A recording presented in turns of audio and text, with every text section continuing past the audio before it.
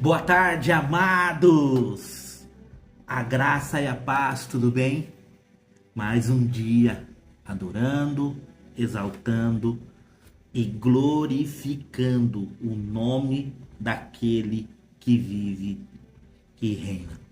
Mais um dia falando de Cristo Jesus. Mais um dia se enchendo, se transbordando da presença do Senhor. Antes de qualquer coisa, eu quero te pedir, se inscreva no canal, curta, comente e compartilhe. Nos ajude a crescer no ensino da palavra, que é viva, gera vida, movimenta e transforma a vida. Estamos transmitindo em 4 plataformas ao mesmo tempo. Isso dá um trabalho muito grande, mas é um trabalho satisfatório e prazeroso. Compartilhar a palavra daquele que vive e reina. E hoje quero falar de um assunto que muitos negociam, que muitos não valorizam, que muitas vezes não levam a sério e muitos não creem mais. Muitos são cessacionistas. Eu quero falar sobre o dom que Deus nos deu. Então, o tema da nossa palavra hoje é o dom inegociável de Deus. O dom inegociável de Deus. Hoje, 15 para 7 da manhã, levei minha esposa para fazer um exame. E toda vez que eu paro em algum lugar, que eu fico ali parado, eu costumo pôr a Bíblia em áudio para ouvir. E o tempo que minha esposa ficou ali, eu consegui ouvir o áudio de Atos novamente. Coloquei de Atos 1 até Atos capítulo 12. E quando eu estava ali meditando no Senhor, pensando o que eu iria compartilhar essa semana, nesse dia, o que eu iria ministrar, o que eu iria trazer para a igreja sobre a palavra do Senhor, ali o Senhor trouxe algo sobrenatural. E ali, quando eu estava ali meditando na palavra, buscando direção da parte do Senhor, o Senhor falou poderosamente ao meu coração sobre o dom. O dom que Deus nos deu, que é inegociável. O dom que Deus nos deu, que não tem valor, que não há valor mundano que pague o que Deus fez por cada um de nós. E antes de começar essa palavra, de começar a ministrar essa palavra, de começar a compartilhar essa palavra, eu quero te dizer, com um coração grato, que Jesus morreu por todos os seus pecados. A obra da cruz, ela foi suficiente para mudar a sua história, mudar a sua vida, mudar o seu pensar, mudar o seu respirar, mudar o seu sentir. E eu gostaria que você entendesse algo hoje. O Espírito Santo, ele age, ele convence, ele transforma e ele é suficiente para a vida do cristão. Feche os teus olhos neste momento, curva a tua fronte. Senhor Deus e Pai, vamos falar de um assunto polêmico, um assunto por muitas vezes menosprezado, um assunto por muitas vezes deixado de lado, e é o assunto dos dons do Senhor. Toda vez que vou falar com alguém sobre os 7 Espíritos do Senhor, muitos não têm nem noção do que são os 7 Espíritos do Senhor. E eu quero nesta tarde, Senhor, que o Espírito pedir para que o Espírito Santo me conduza, que seja Ele falando e não eu, que seja Ele ministrando, Ele revelando e não eu, que seja Ele conduzindo a igreja à verdade poderosa, absoluta e soberana do Senhor. Senhor, que hoje nós venhamos nos convencer que tudo que o Senhor fez, tudo que o Senhor faz e tudo que o Senhor fará por cada um de nós é a boa, agradável e e perfeita vontade do Senhor. Que hoje, Pai, a palavra venha gerar mudança, transformação e renovo. Dá ordem a teus anjos para estarem conosco, os anjos ministradores do Senhor e os anjos guerreiros do Senhor, nos protegendo em nome de Jesus. O poder, a glória do Senhor se manifeste em nós, através de nós e apesar de nós, em nome do Senhor Jesus. Você, querido, que crê e tem convicção que a palavra falará com você poderosamente, agradeça a Ele. Abra a palavra do Senhor comigo neste momento, lá em Atos dos Apóstolos, capítulo 8, do verso 20 ao verso 24, que diz assim: Então, Pedro respondeu: Que Deus mande você e o seu dinheiro para o inferno. Você pensa que pode conseguir com dinheiro o dom de Deus? 21. Você não tem direito de tomar parte no nosso trabalho, porque o seu coração não é honesto diante de Deus. 22. Arrependa-se, deixe o seu plano perverso e peça ao Senhor que o perdoe por essa má intenção. Vejo que você está cheio de inveja, uma inveja amarga como fel. E vejo também que você está preso, em algumas versões, aprisionado, acorrentado pelo pecado. Aí, Simão disse a Pedro e João: Por favor, peçam ao Senhor por mim, para que não aconteça comigo nada do que vocês disseram, profetizaram, declararam. Para começar essa palavra, nós precisamos entender algo. Para começar essa palavra, nós precisamos entender uma coisa importantíssima. E eu quero trazer uma comparação para você.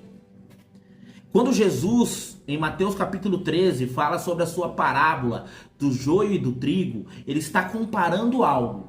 Os que são dele e os que se disfarçam do que são deles, mas são do inimigo. E eu quero trazer para você uma revelação da parte do Senhor. As características do trigo e do joio, o que ele produz, a sua estrutura e a sua colheita. Primeiro, o que o trigo produz? O trigo produz semente ou frutos comestíveis. O joio não produz frutos úteis, apenas palha. E o que acontece quando a palha chega diante do Senhor? Ela é queimada, não sobra nada.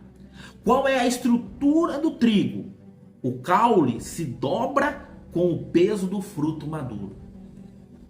Você, com o peso da glória, com o peso do fruto, com o peso do que Deus traz sobre você, você se dobra diante do Senhor. O temor ao Senhor, o temor a tudo que Deus faz através de você, te leva a se curvar diante do Senhor.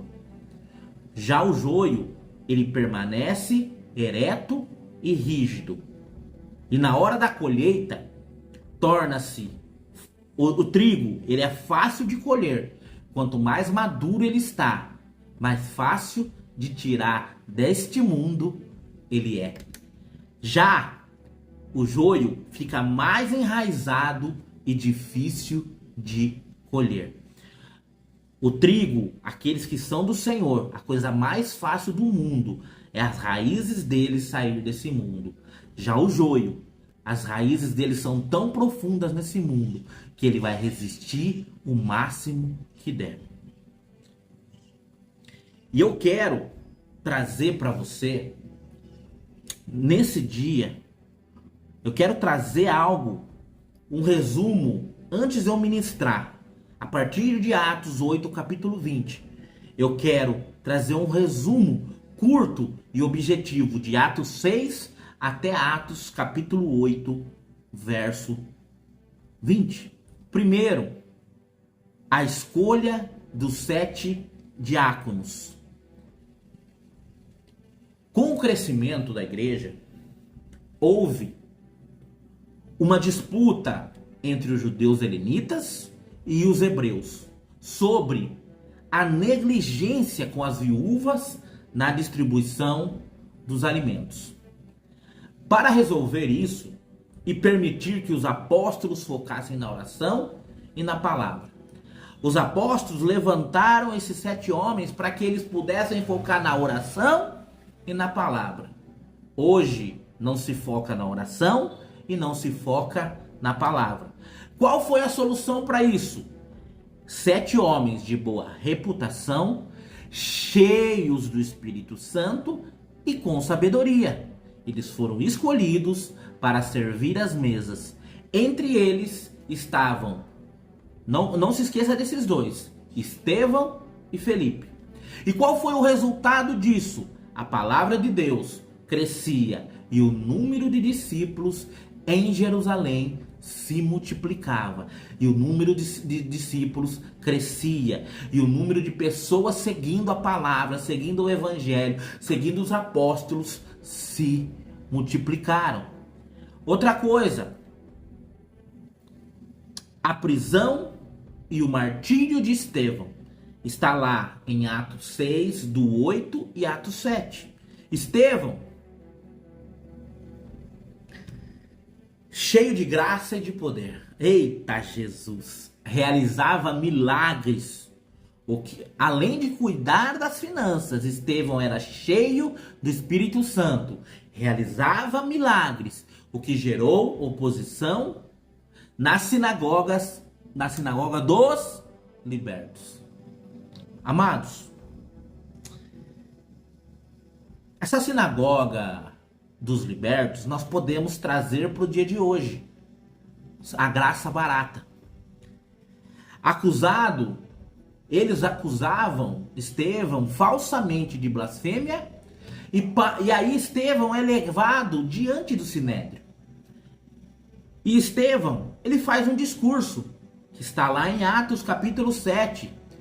Estevão faz uma defesa longa e detalhada, recapitulando a história do povo de Israel, para mostrar que eles sempre resistiram ao Espírito Santo e perseguiam os profetas, culminando na traição ao justo Jesus. A morte dele veio em seguida. Aquele povo enfurecido, os membros do conselho arrastaram Estevão para fora da cidade e o apedrejaram.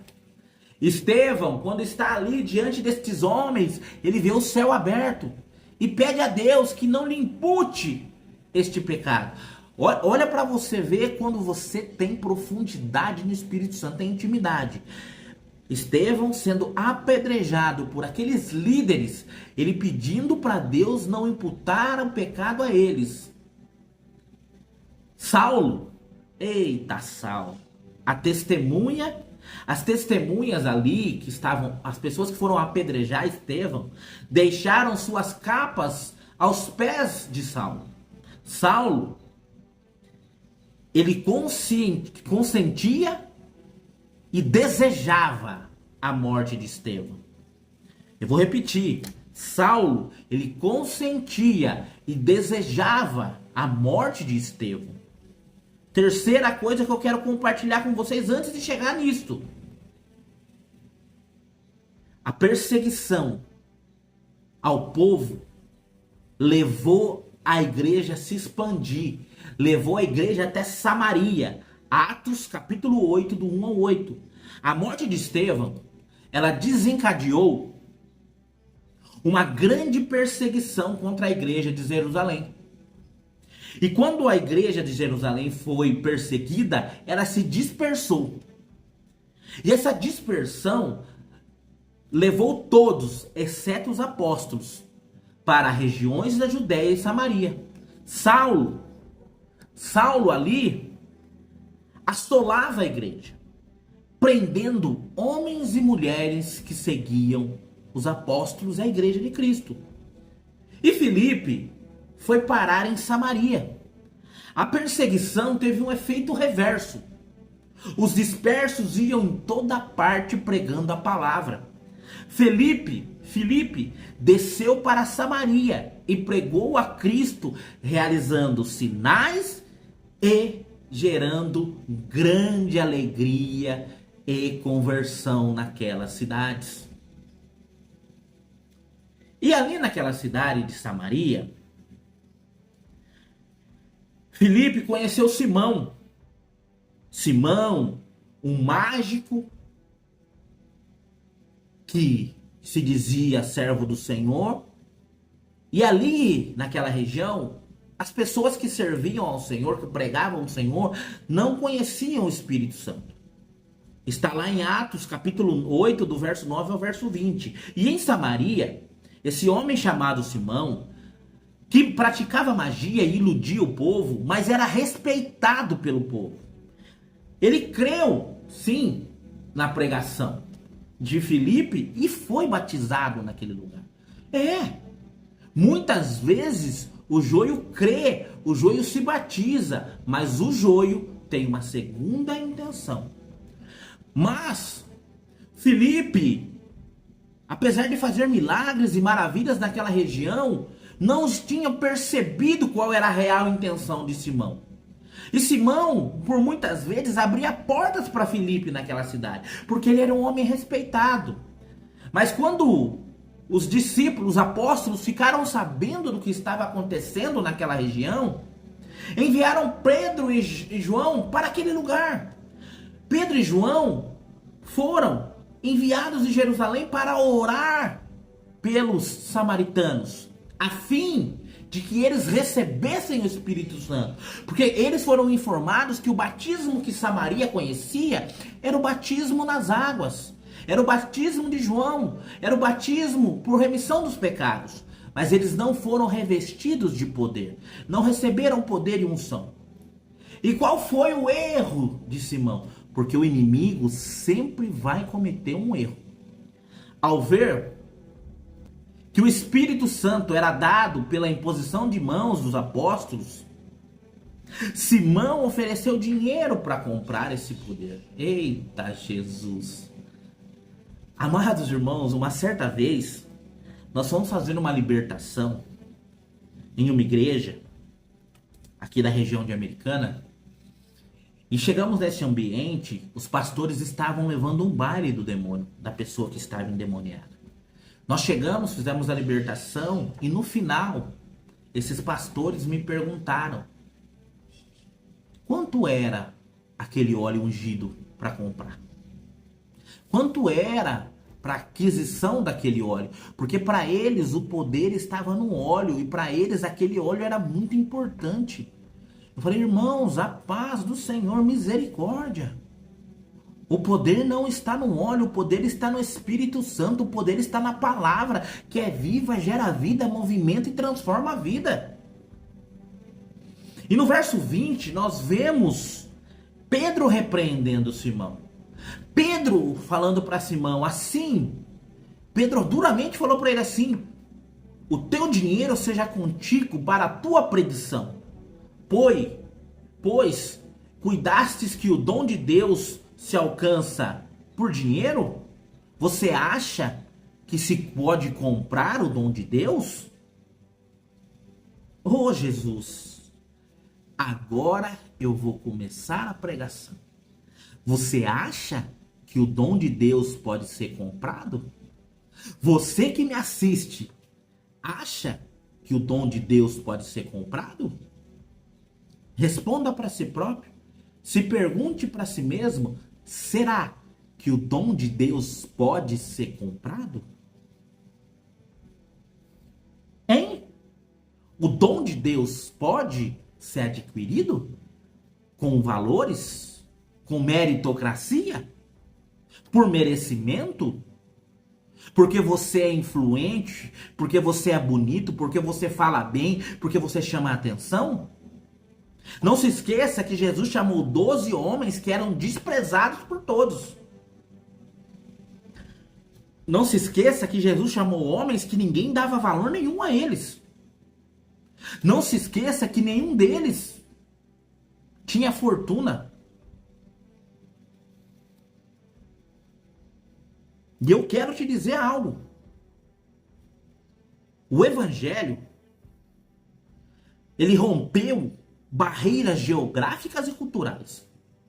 Filipe pregou em Samaria, uma região historicamente hostil aos judeus.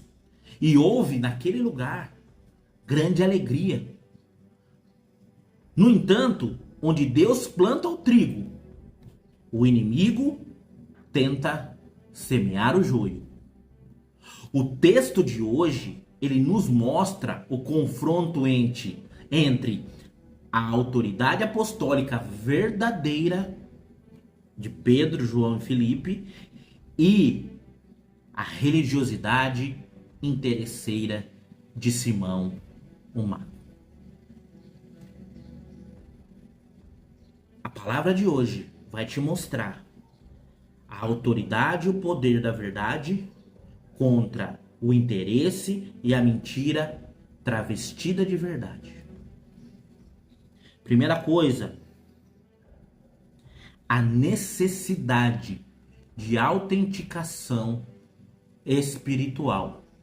Está lá do verso 14 ao verso 17. Felipe, no seu chamado, realizou o evangelismo. Mas a igreja em Jerusalém enviou Pedro e João. Por que isso foi importante? Primeiro, a unidade da igreja. Era crucial que os samaritanos não fossem uma seita cristã separada. Aprendam isso. Era importantíssimo que os samaritanos não se tornassem uma seita separada, mas fizessem parte do mesmo corpo. Pedro e João foram enviados para validar aquela obra que Filipe começou. Depois de a unidade da igreja ser confirmada, vem a plenitude do Espírito Santo. Embora o povo samaritano, aquele povo ali, fosse batizado nas águas, faltava-lhes uma evidência carismática e a capacitadora e a capacitação do Espírito Santo. Pedro e João chegam naquele lugar e impõem as mãos para conferir essa bênção, para selar aquelas pessoas com o Espírito Santo. E eu quero trazer uma nota teológica disso. Isso demonstra que a conversão intelectual é diferente de revestimento de poder. Eu vou te dizer aqui no português mais claro. Você reconhecer Jesus como o único Senhor e Salvador é diferente de revestimento do Espírito Santo. Conheço diversas pessoas que reconhecem Jesus como Senhor e Salvador, mas não foram revestidas de poder, pois algo ainda os atrapalhava. E esse algo que eu vou dizer para você é o governo do pecado. Perdão. É a liderança do pecado na vida dessas pessoas.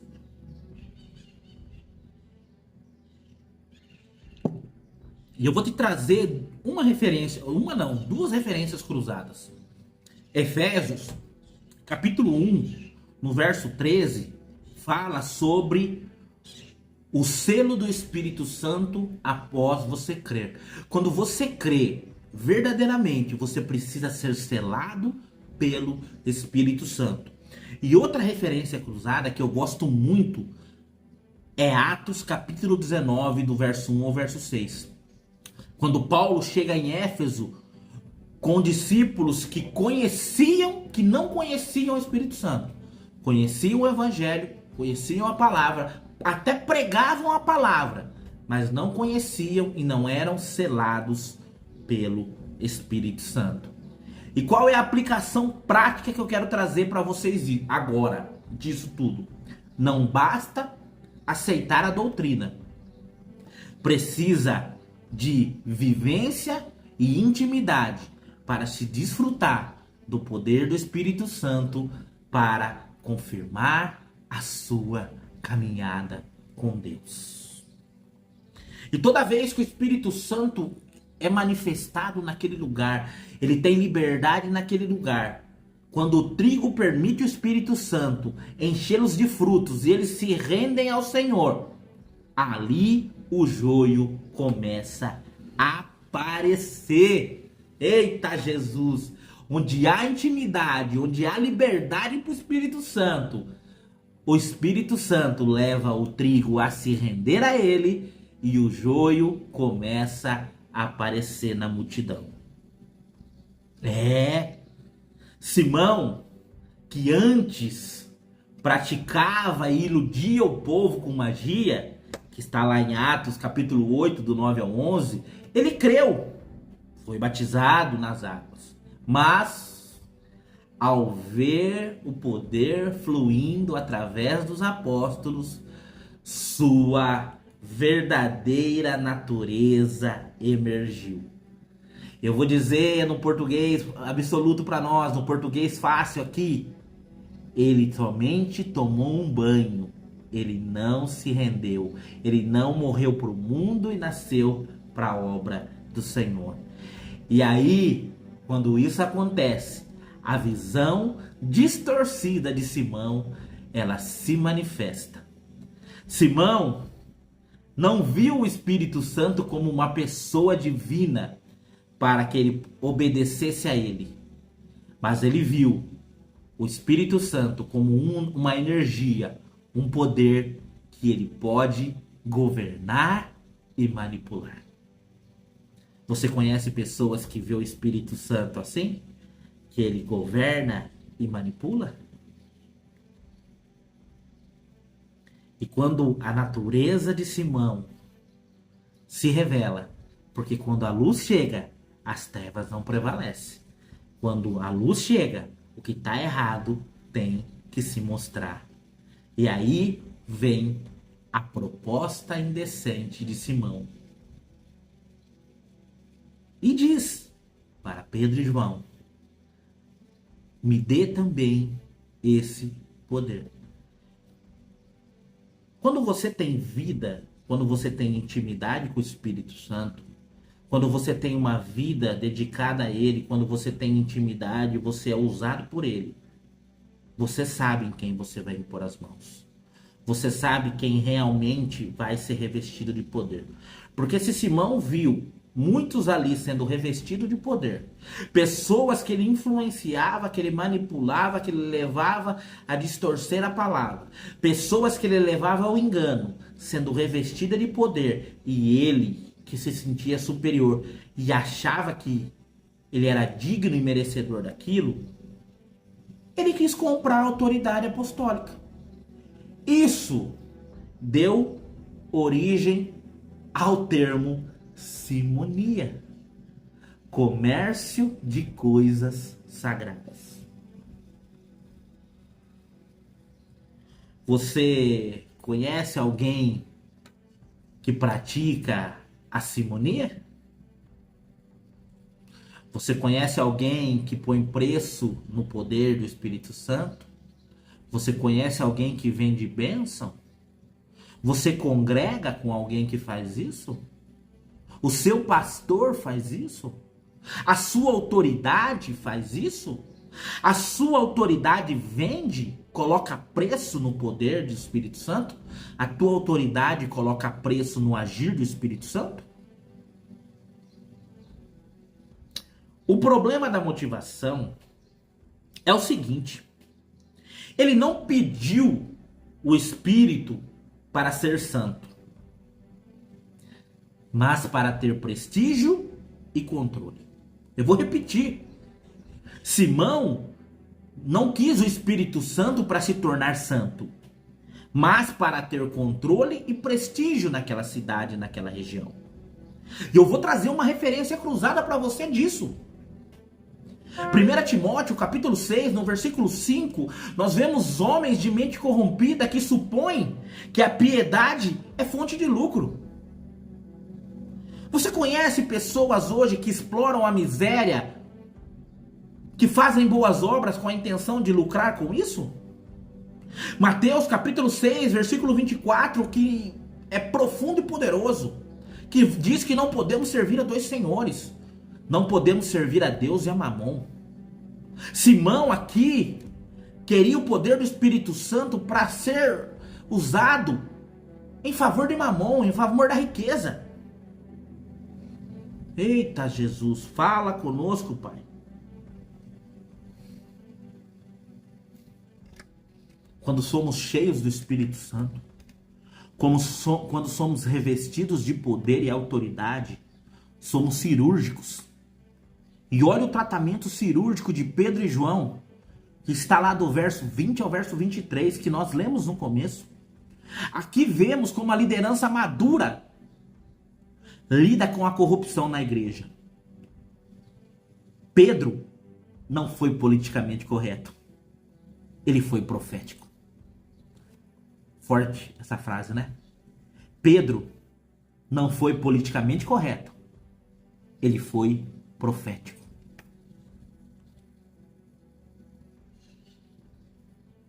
A primeira coisa que Pedro fez no verso 20, ele rejeitou o dinheiro. Totalmente. E disse para Simão: afasta o teu dinheiro sujo, dinheiro proveniente da mentira de perto de mim. O teu dinheiro seja contigo para a tua perdição. Pedro, ele estabelece que os recursos do reino de Deus não operam na economia do mundo. Eita Deus. O dom de Deus, ele é graça, ele é favor imerecido, não mercadoria. O dom de Deus não é um produto. O dom de Deus é um presente que Deus nos dá para vencer esse mundo caído, esse mundo jaz do maligno. E a referência cruzada que eu quero te trazer está lá em Isaías 55:1, que diz: vinde, comprai sem dinheiro e sem preço. O Espírito Santo habita em você. O Espírito Santo está dentro de você. Os dons estão aí. Busque intimidade e profundidade com Deus, para que a glória de Deus se manifeste em você. Para que os dons do Senhor se revelem a você e você se torne um instrumento poderoso da parte do Senhor. E no verso 21, Deus dá um diagnóstico do coração de Simão. O Espírito Santo revela a Pedro e João quem é esse homem que está ali pedindo o dom. Homem que andou com Filipe por um tempo e Filipe não percebeu sua real intenção. Ou Filipe percebeu e esperou a autoridade chegar para repreendê-lo. Porque Filipe não queria contaminar aqueles que estavam ao seu redor. E o que Pedro fala para ele? O teu coração, ele não é reto diante de Deus. Pedro não atacou apenas a oferta dele, mas a raiz da sua oferta.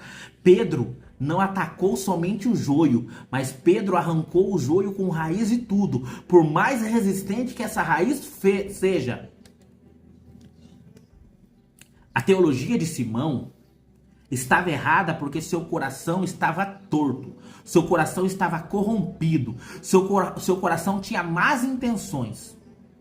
E quando nós falamos de má intenções, nós temos uma referência cruzada. Salmo 78, verso 37 diz: o coração deles não era firme para com ele. O coração deles não era firme para com eles. E nós vemos uma revelação do estado espiritual daquele homem, lá no verso 23. Quando Pedro fala para ele que o coração dele é fel de amargura, ele está dizendo que o coração daquele homem, que as intenções daquele homem é uma raiz venenosa que contamina e destrói. Está dizendo que aquele homem é um laço de iniquidade. Simão, embora batizado externamente, ainda estava acorrentado internamente pelo pecado e pelo desejo de poder. Simão, embora batizado externamente, ainda acorrentado internamente pelo poder do pecado e o desejo de poder. E o que isso revelou? Arrependimento incompleto. Está lá no verso de número 24. Arrependimento incompleto.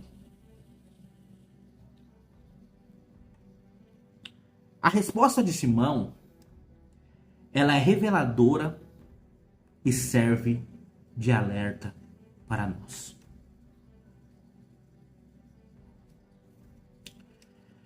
Medo das consequências versus dor pelo pecado. Simão diz: rogai-vos por mim, para que nada do que dissestes venha sobre mim.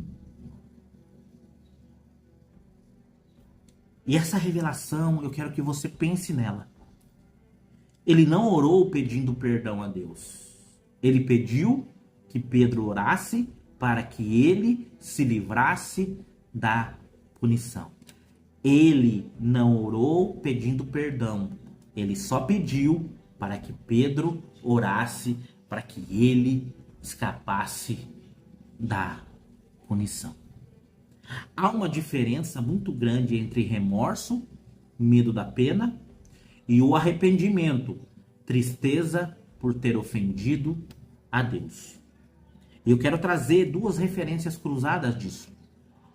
2 Coríntios, capítulo 7, no versículo 10, diz que a tristeza, segundo Deus, opera arrependimento para a salvação. A tristeza do mundo opera a morte. Êxodo, capítulo 9, no verso 27 e 28, diz: Faraó pediu oração para parar a praga, não para mudar o seu coração. Forte, né? Estou chegando aos finalmente. Eu quero te levar nessa conclusão e quero fazer um apelo para você. Essa passagem, ela nos leva e nos ensina a 3 lições vitais sobre a liderança e a vida cristã. Primeiro, o Espírito Santo e a palavra são soberanos. É inegociável a palavra. Deus, ele dá a quem quer, não a quem paga mais ou a quem tem mais influência.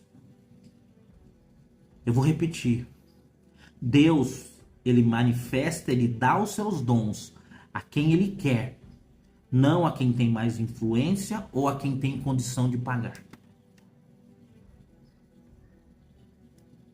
Segundo, liderar exige discernimento. Esse é um dos 7 espíritos do Senhor. Pedro e João não se deixaram impressionar pelo dinheiro de Simão. Eles protegem a santidade da igreja. Infelizmente, isso não acontece hoje na maioria das igrejas. Proteger a santidade da igreja, guardar a santidade da igreja, ser inegociável o poder e o mover de Deus. E terceiro, examina o teu coração. Estamos buscando a Deus por quem Ele é? Ou pelo que achamos que podemos lucrar com Ele? Eu vou repetir. Estamos buscando a Deus por quem Ele é? Ou por quanto podemos lucrar com a palavra e com o ensino dele? Pense um pouquinho nisso. Você que está me assistindo aí, Para que você está buscando a Deus?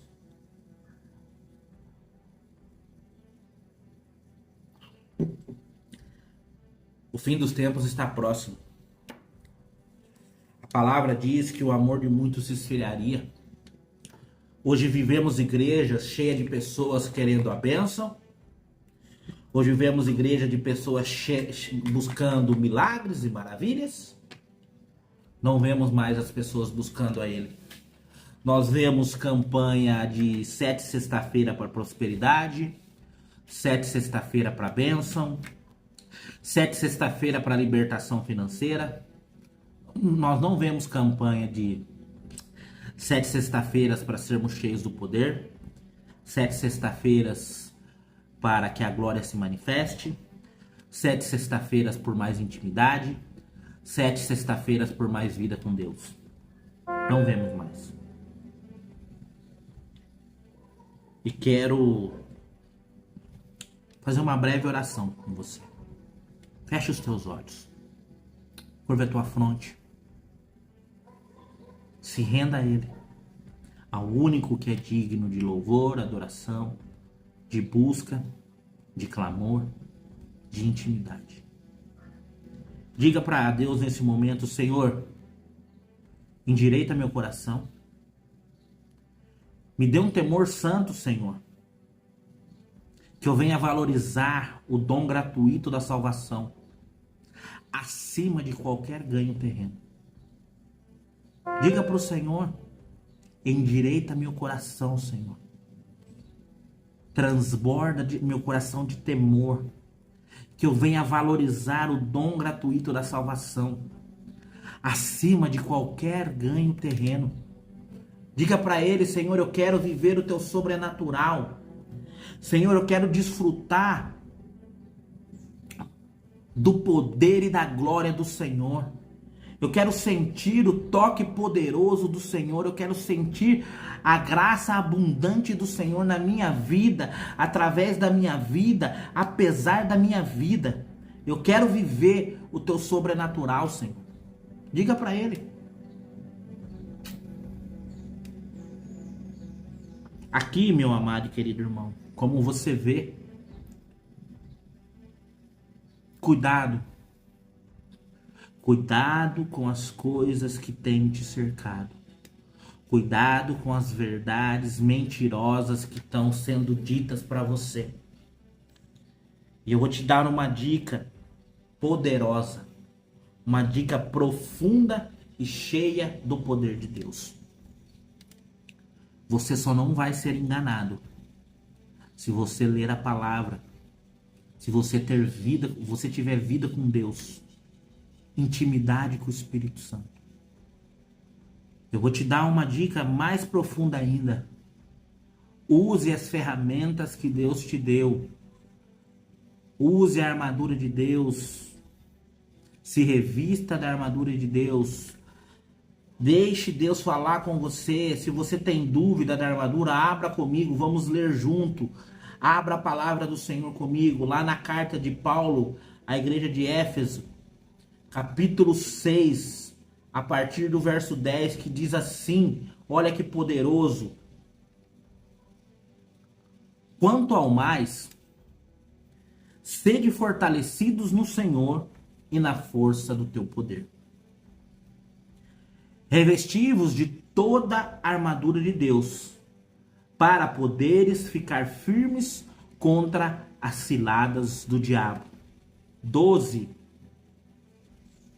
Porque a nossa luta não é contra a carne contra o sangue e a carne, e sim contra os principados e as potestades, contra os dominadores desse mundo tenebroso, contra as forças espirituais do mal nas regiões celestiais ou nas regiões celestes. 13.